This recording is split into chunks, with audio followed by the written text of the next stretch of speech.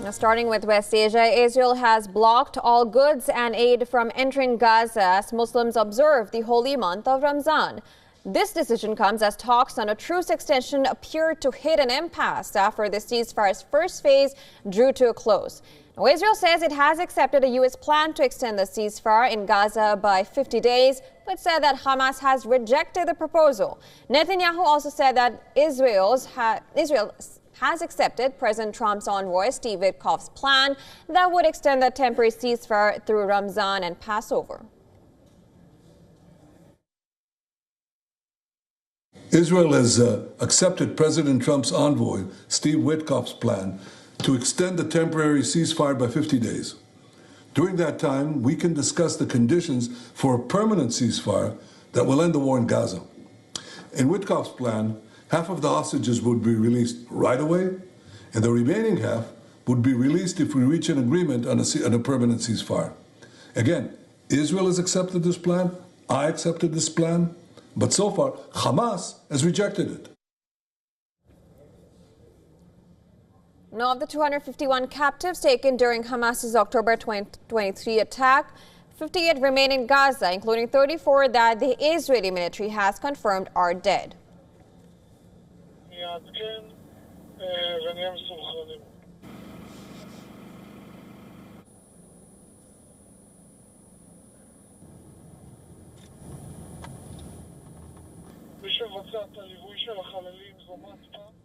Hamas has rejected the plan, insisting that the war must end before any new deal can be made. But Netanyahu rejected any demands for a permanent ceasefire as unacceptable. He added that Israel was suspending the aid entering the Gaza Strip due to Hamas stealing the supplies.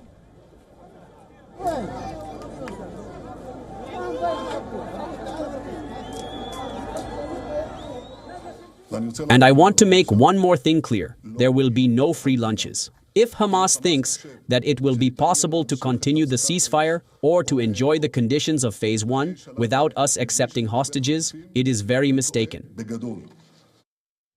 Hamas has called the move a war crime and extortion. Hamas also said that Israel bears responsibility for the fate of the hostages held at the Gaza Strip after the blockade of aid into the Strip. Now, truce mediators, Egypt and Qatar, accuse Israel of blatantly violating the ceasefire deal by halting the aid. Saudi Arabia condemned the decision as blackmail and collective punishment, calling it a flagrant violation of international law. Jordan has condemned Israel's decision, warning that it could reignite the fighting. The Red Cross said that it is vital that the ceasefire and aid delivery to Gaza is maintained to meet the humanitarian needs of safety, shelter, healthcare, food, and psychological support.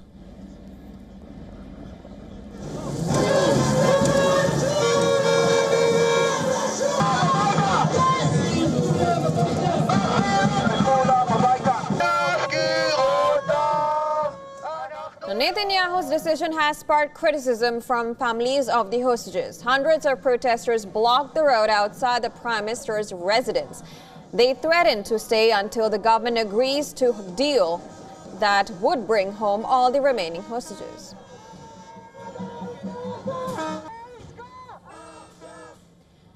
Meanwhile, people in Gaza are worried of price hikes after Israeli suspension of aid. A lot of people are buying food, supplies, and prices have risen.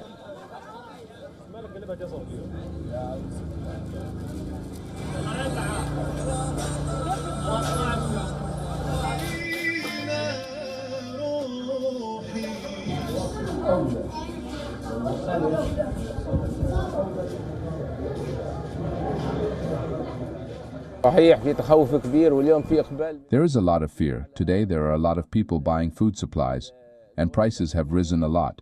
The longer the crossing remains closed, the prices will rise and increase even more. Today a kilo of sugar costs 10 shekels or 12 shekels. Prices are rising and people are panicking about food supplies.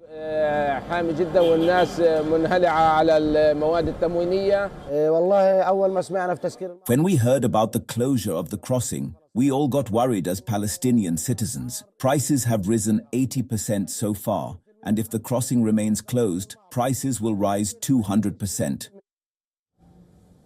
Now, Israel continues to pound Gaza. The Gaza Health Ministry reported 4 dead and 6 wounded in Israeli attacks. Israeli forces say that they targeted suspects planting an explosive device in northern Gaza. Meanwhile, Gaza's civil defense reported artillery and tank fire near Khan Yunis.